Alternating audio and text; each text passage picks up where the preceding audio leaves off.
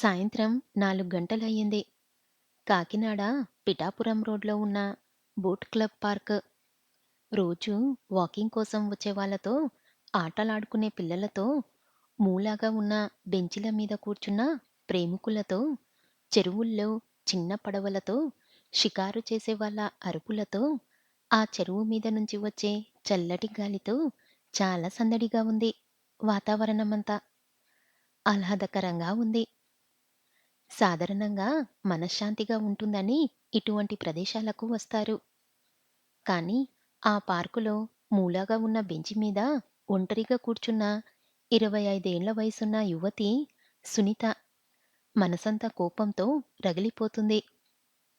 2 సంవత్సరాల నుంచి భర్త ప్రవర్తనలో ఏమీ మార్పు లేదు. అన్ని విషయాల్లోనూ బాగానే ఉంటాడు. బాగానే చూసుకుంటాడు. మరి డబ్బు దగ్గరికి వచ్చేటప్పటికి ఎక్కడలేని పిసినారితనం. అప్పులు చెయ్యవద్దు. ఉన్న దాంట్లోనే సర్దుకుపోమంటాడు. సునీతకేమో టూర్‌లకి వెళ్ళాలని సరదా. ఖరీదైన వస్తువులు కొనుక్కోవాలని, కార్‌లో షికార్లకు వెళ్ళాలని ఒక ఆశ. 6 నెలలకు ఒకసారి ఏదో ప్లాన్ చేస్తూనే ఉంటుంది. భర్త దానికి ఒప్పుకోడు. అన్నిటికీ డబ్బే ఆధారం. డబ్బు లేకుండా ఎలా గడుస్తుంది? ఎప్పుడు ఏ అవసరం వస్తుందో తెలియదు కదా! అందుకనే డబ్బులు పొదుపు చేస్తున్నాను అంటాడు. సునీత భర్త రాజేష్ కలెక్టర్ ఆఫీస్‌లో గుమాస్తాగా పనిచేస్తున్నాడు. లాంచాలు వచ్చే ఉద్యోగమైనా అటువంటి చెత్త పనులకు దూరంగా ఉంటాడు రాజేష్. ఆఫీస్‌లో ఉన్నంతసేపు సొల్లు కబుర్లు చెప్పకుండా నిక్కాచిగా, నిజాయితీగా పనిచేసే మనిషి.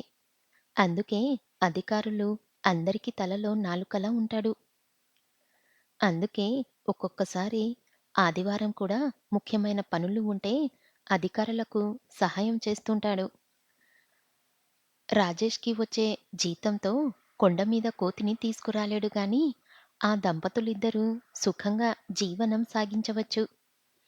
సినిమాలకి, గుడికి, గోపురాలకి తిరుగుతూ ఉంటారు కానీ, పెద్ద పెద్ద టూర్‌లకి వెళ్ళడమంటే రాజేష్‌కి పెద్దగా ఇష్టముండదు. ఇటువంటి విషయాల్లోనూ ఇద్దరికీ మనస్పర్ధలు వచ్చి రోజూ చిన్నపిల్లలా దెబ్బలాడుకుంటారు. మళ్ళీ 15 రోజుల వరకు గాని ఇంట్లో వాతావరణం చల్లబడదు. ఇలా గొడవ జరిగినప్పుడల్లా 2, 3 సార్లు అలిగి పుట్టింటికి వెళ్ళిపోయింది సునీత.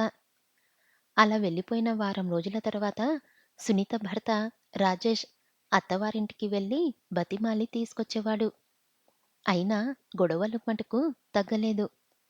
అందుకే కాస్త రిలీఫ్ కోసం సాయంకాలం పూట అలా బోట్ క్లబ్‌లోకి వెళ్ళి కూర్చొని వచ్చే పోయే జనాలను పరిశీలనంగా చూస్తుంది. ఇంతలో దూరం నుంచి ఒక వీల్ చైర్‌లో నడివయసు ఉన్న వ్యక్తిని కూర్చోబెట్టుకొని తీసుకుంటూ ఒక మహిళ ఒక బెంచ్ దగ్గరికి వచ్చి కూర్చొని ఇద్దరూ నవ్వుతూ మాట్లాడుకుంటూ ఉన్నారు. సునీత వీళ్ళని ప్రతిరోజు గమనిస్తూనే ఉంటుంది. ఇద్దరు కూడా ప్రశాంతమైన వందనంతో వాళ్ళకి ఏమి బాధలు లేనట్లు ఆనందంగా కబుర్లు చెప్పుకుంటూ కూర్చుంటారు. ఇలా చూస్తే సునీతకి ముచ్చట వేసింది. ఎందుకో ఒకసారి పలకరించాలనిపించింది. నమస్కారమండి. నా పేరు సునీత. మేము ఇక్కడే స్టేట్ బ్యాంక్ ఆఫ్ ఇండియా కాలనీలో ఉంటున్నాం. మా వారు కలెక్టర్ ఆఫీస్‌లో ఉద్యోగం చేస్తున్నారు అంటూ వారితో పరిచయం చేసుకుంది. వాళ్ళు కూడా ప్రతి నమస్కారం చేసి, తాము కూడా స్టేట్ బ్యాంక్ ఆఫ్ ఇండియా కాలనీలో ఉంటున్నామని అంటూ అడ్రెస్ చెప్పి, తన పేరు రమణి అని, ఆయన పేరు రాజారావు అని చెప్పి, "ఇవాళ ఆదివారం కదా! మీరు ఒక్కరే వచ్చారంటూ" మాటల్లో అడిగింది ఆవిడ. సునీతకి ఏం బదులు చెప్పాలో తెలీక మాటను దాటేసింది. వాళ్ళిద్దరూ కూడా బాగా మాట్లాడుతూ వీలు చూసుకొని మీ దంపతులిద్దరూ మా ఇంటికి రండి అని ఆహ్వానించి అడ్రస్ తెలియకపోతే ఫోన్ చేయండి అంటూ మొబైల్ నెంబర్ ఇచ్చి వెళ్లారు. అప్పటినుంచి 2 రోజులకోసారి రమణి గారితో మాట్లాడుతుంది సునీత. గాయపడిన మనసుతో ఉన్న సునీతకి ఆవిడతో మాట్లాడుతుంటే చాలా రిలీఫ్‌గా ఉంది. ఇద్దరి మధ్య చనువు బాగా పెరిగింది. ఒకరోజు సునీత పార్కులో పరిచయమైన దంపతుల ఇంటికి వెళ్ళేటప్పటికి వీధి తలుపు వేసి ఉంది. తలుపు తట్టిన 10 నిమిషాలకి రమణి గారు లోపల్నుంచి చెయ్యి తుడుచుకుంటూ వచ్చింది. చీరంతా తడిసిపోయినట్లుగా ఉంది. ఆయనకి స్నానం చేయిస్తున్నాను. కూర్చోండి. 10 నిమిషాల్లో వస్తానంటూ ఆ హాల్‌కు దగ్గరగా ఉన్న బాత్రూంలో వెళ్ళింది. కాసేపటికి వీల్‌చైర్ తీసుకుంటూ బెడ్‌రూంలోకి తీసుకువెళ్ళి బట్టలు మార్చి హాల్‌లోకి తీసుకువచ్చి కూర్చోబెట్టింది. ఎలా ఉన్నారు? అంటూ ప్రశ్నించింది సునీతని. కళ్ళు ఏమిటి అలా ఉన్నాయి? అబ్బాయి రాలేదా? మీ ఇద్దరికీ ఏమైనా గొడవలు జరుగుతున్నాయా? అంటూ చనువుగా ప్రశ్నించింది. నిజానికి రాజేష్‌కి, సునీతకి ఏదో చిన్న విషయం మీద మాటామాట పెరిగి పెద్ద గొడవగా మారింది. ఇద్దరూ రాత్రి డిన్నర్ చేయడం మానేసి మంచినీళ్లు తాగి పడుకున్నారు. సునీత మాత్రం తెల్లవార్లు ఏడుస్తూ పడుకుంది. ఇవన్నీ రమణి గారికి చెప్పడం ఎందుకని, అబ్బే! అదేం లేదండి. బాగానే ఉన్నాయి. అంటూ సునీత మొహం పక్కకు తిప్పేసుకుంది. రమణి గారు సునీత పక్కకు వచ్చి, అసలేం జరుగుతుంది మీ ఇద్దరి మధ్య? నిజం చెప్పు. దాచకుండా అంటూ నిలదీసి అడిగింది. సునీత, రాజేష్ మధ్య 2 సంవత్సరాల నుంచి జరుగుతున్న గొడవలన్నీ సునీత చెప్పుకుంటూ వచ్చింది. రమణి గారు ఏం మాట్లాడలేదు. కాఫీ తీసుకొస్తాను అంటూ లోపలికి వెళ్ళి 10 నిమిషాల్లో కాఫీ గ్లాస్‌తో తిరిగి వచ్చింది. చూడమ్మా సునీత, ఆడదాని జీవితం మగవాడితోటే ముడిపడి ఉంది. తోడు లేకుండా మనం ఈ లోకంలో జీవించడం కష్టం. మనకు చిన్నప్పుడు తండ్రి, పెద్దయిన తర్వాత భర్త తోడుగా భగవంతుడు నిర్ణయించాడు. పెళ్లి అనే బంధం కలకాలం చాలా జాగ్రత్తగా కాపాడుకోవాల్సిన బంధం. ఏది కూడా తెగే వరకు లాగకూడదు. ఈ బంధాన్ని తెంచుకోవడం 3 నిమిషాల పని. ఆలోచించి చూస్తే మీ ఇద్దరి మధ్య గొడవలు ఏమీ లేవు. కేవలం అభిప్రాయ భేదాలు తప్పితే. ఈ అభిప్రాయ భేదాలు కూడా ఆర్థిక సంబంధమైన విషయాల్లో మాత్రమే. చూడు, భర్త సంపాదన సక్రమమైన మార్గంలో ఖర్చు పెట్టవలసిన బాధ్యత భార్యదే. నిజానికి ఆర్థిక సంబంధమైన విషయాల్లో క్రమశిక్షణలో ఉండవలసింది భార్యకి మాత్రమే. భార్య అంటే ఒక ఆడిటర్ లాంటిది. ఆర్థిక విషయాల్లో బాధ్యతగా ఉన్న భర్త దొరకడం చాలా కష్టం ఈ రోజుల్లో. నీ మనసు కోరుకున్న సరదాలు తీర్చలేదని నీ భర్త మీద నీకు కోపం. అది ఈ వయసులో అందరికీ సహజమే. కానీ భర్త ఆర్థిక పరిస్థితి కూడా చూసుకోవాలి. సరదా ఇవాళ కాకపోతే మరొకసారి తీర్చుకోవచ్చు. కానీ భర్త మనసులో కనుక వ్యతిరేక భావం వచ్చిందంటే అది చాలా సమస్యలకు దారితీస్తుంది. కానీ నువ్వు చేస్తున్న అనాలోచిత పనులు కూడా సహించి నీ ఇంటికి వచ్చి నిన్ను తిరిగి తెచ్చుకుంటున్నాడంటే చాలా బాధ్యత గల వ్యక్తి అని, ఓర్పు, సహనం ఎక్కువ అని ఇట్టే గ్రహించొచ్చు. ఒకసారి మగవాడు మనసులో నుంచి ఆడది వెళ్ళిపోతే ఎవరు ఏమి చెయ్యలేరు అంటూ చెప్పాల్సిన 4 మాటలు నెమ్మదిగా చెప్పారు రమణి గారు. చూడమ్మా, సంసారంలో అనేక కష్టాలు వస్తాయి.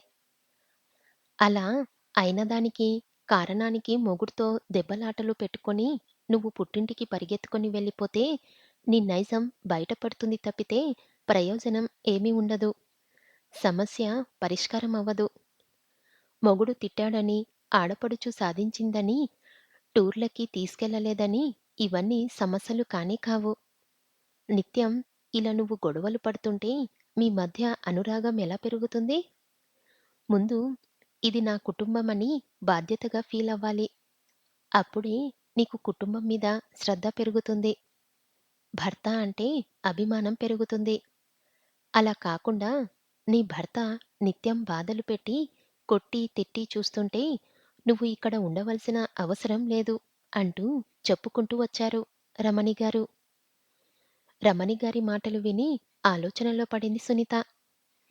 అసలు సంసారంలో నీకేం సమస్యలున్నాయి?